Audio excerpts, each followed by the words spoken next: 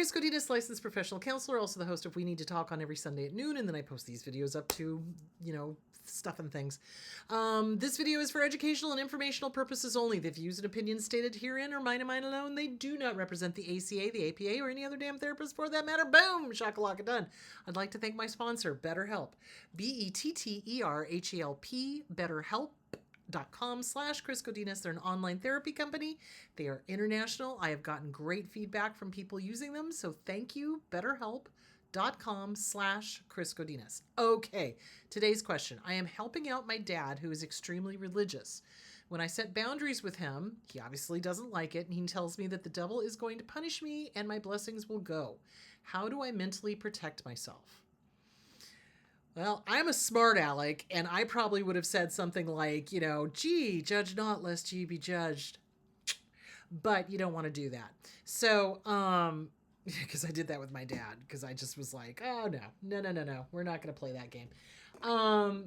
So basically, when somebody uses religion to try to manipulate or control, you just geared your loins and know that that's what they're gonna do, and then you gray rock. You absolutely do not respond. Do not give them what they're looking for. You don't explain why you're helping out your dad. If he's abusive, I'm not quite sure why you're helping out your dad. But what I can say is when communal narcissists start using religion and try to use a religion to manipulate and control, and that's one of their favorite things to do, is to be like, oh, you're going to hell, or you're evil, you're this, you're that, you need this, you need that, that kind of thing. You just basically, you have to know that that's what they're going to do. My dad was that way. I distinctly remember one time we were up at the cabin that we had up in Lassen, and these drunk idiots were shooting their guns off into a meadow full of people. And I went out and I yelled at them, and I used some pretty choice words. And I remember my dad just being like, well, honey, Jesus doesn't love a potty mouth. And I'm sitting there thinking to myself, I'm pretty sure Jesus had some pretty choice words for the people in the temple when they were doing the money lending. Just saying. Again, I'm a smart aleck. So with people like that, you just got to know that that's going to be their fallback answer, because they don't have a good reason to resist boundaries of any kind, right? So like with your dad, when you set boundaries and he does the whole, the devil's going to punish you. What, are you the devil? Because you're sure acting like it. Of course, again, I wouldn't say that.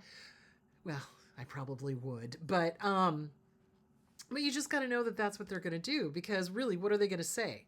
What they're really saying is, I don't like your boundaries. I don't like the fact that you set boundaries. I want to be able to tell you no, but since I can't, because there's no, logic and critical thinking, there's no real reason to say no to it other than I don't like it, I'm going to threaten you with the devil. So you just kind of geared your loins. When you go visit your dad, you just kind of got to go, okay, he's a religious nut. He's using religion. He's a communal narcissist, possibly. He's using religious stuff as a way to manipulate and control. So you just recognize that is what that person does. So when religious people who are abusive do that, you just kind of got to go, okay, that's them. That's not reality. They're not Gabriel. They're not speaking for God. They're not God's announcer. They're not. They think they are. Oh, Lord, do they think they are? So, narcissists very much have this idea that they have got a direct line to God, and only they can relate to them, and they know what God is thinking, and they will tell you how God is going to judge you. Judge not lest ye be judged, mother clucker. So just know that they're going to do that. When I was in beauty school, when my dad forced me to go to beauty school when I was a teenager, it's in my book, What's Wrong with Your Dad? If you have questions, you can read it. Available on Amazon. I had this guy come in who was a complete religious nut, and the whole time, I'm doing his hair, mind you, and he's telling me I'm going to hell because I didn't believe in his religion. And I'm just like, not a smart thing to tell a woman who's holding scissors, especially when I'm cutting your hair. So, and it really set me off, because at the time I was also dealing with my dad being abusive religiously and telling me I was going to hell because I didn't worship his every word and hang on his every thought and, all of that stuff. So, really, how you protect yourself mentally is the Self-Esteem Workbook by Glenn Schiraldi. Seriously. You work on your self-esteem. You work on your boundaries. You work on writing and burning letters. I mean, I did that a lot with my dad. It was like, "Dear Dad, you're not God. Hate to break it to you. You're not God. You think you are. You're not." And, just getting it out of your head, getting it onto paper. So you're going to write and burn, write and burn, write and burn, write and burn. And you're going to remind yourself prior to going to see this person, they're a religious nut. They're going to try to use religion to manipulate and control. He's going to say some pretty horrible things. And you got to know yourself. So at the time when I was at the beauty school, I didn't know myself very well. So when this guy started in on the whole "you're going to hell" thing, I was like freaking out because now this is two men who had told me I was going to hell. And it wasn't until I worked with some therapists.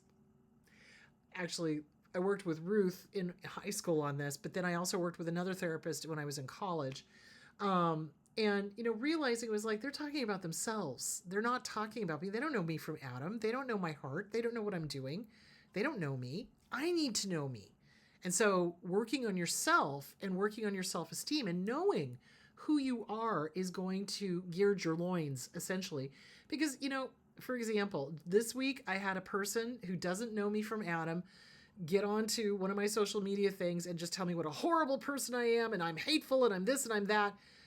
And I just was like, "You're talking about yourself, sweetheart. You are not talking about me because you don't know me. You don't know me." So in the past, that would have gotten to me. That would have really, really just gotten to me. But now that I know who I am, it's like, no, don't know who you're describing, but that is not me. So, and that's kind of it because we take it personally.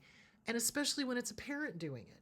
Even though we know the parent is wrong, even though we know the parent is manipulative or whatever, but that's why you've got to work on your self-esteem because that really does help gird your loins. It really does help you go, "Wait a minute. That is not me. You're mad because I'm drawing boundaries. You're not, God's not going to punish me for drawing boundaries." You know what I'm saying? So yeah. So you just got to know that that's what they're going to do when you set boundaries. You also have to ask yourself, why are you still in a relationship with this person? If they are that abusive, and if they really feel that, you're going to hell and all of that stuff, why are you around them? So, you're not obligated. You're not. And a lot of these abusive parents demand that their kids take care of them, even though they were not there for their kids, even though they didn't take care of their kids, even though they were abusive, even though they were judgmental, even though. And you know what? You don't owe them anything. You do not. You absolutely do not owe them anything. So, yeah. So you might want to get with a good trauma therapist, start working on your self-esteem, figure out why you're still in a relationship with this person. What do you get out of the relationship? If you're getting nothing out of the relationship, if there's no love, if there's no respect, if there's no joy, why are you there? That is something to ask yourself.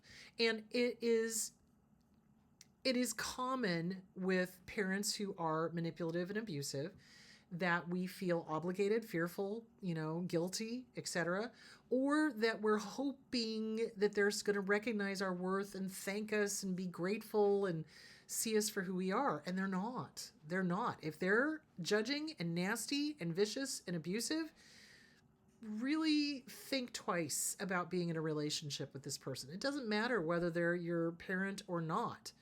If you were not related to this person, here's the question I ask. If you were not related to this person, would you have anything to do with them? 9 times out of 10, the answer is going to be no. So if the answer is no, act accordingly. If the answer is yes, okay, why?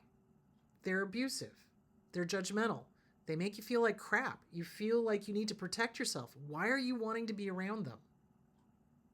Get with a good trauma therapist. Work on this. Work on the self-esteem. And you owe them nothing. You owe them nothing. You really do not owe them a damn thing. So gentle with you, drink plenty of water, be kind to yourself. Remember who you really are. And remember, too, that no human gets to tell you what God is thinking. They're not God. They don't know. God does work in mysterious ways. No matter what your higher power is, God works in mysterious ways. So no human gets to judge you. They don't. So let them go. Let it go. Doesn't mean anything about you, but you're making it mean something about you. You're afraid that it's true. And I was afraid that it was true. Oh my God, I'm going to hell. No, doesn't work that way. So get with a good trauma therapist, work on your self-esteem, work on boundaries. Really ask yourself, if you were not related to this person, would you have anything to do with them? If the answer is no, act accordingly. If the answer is yes, why would you want to be around somebody who is harmful, hurtful, hateful, judging you, making you feel bad, et cetera, et cetera, et cetera? What's up with that? So that's what I would invite you to look at. All right, you guys, on Sunday, we are going to be talking about parental alienation and adult children that have now taken over the role of the abuser. So we're going to talk about that. All right, guys, have a great week, and I will talk to you on Sunday. Bye.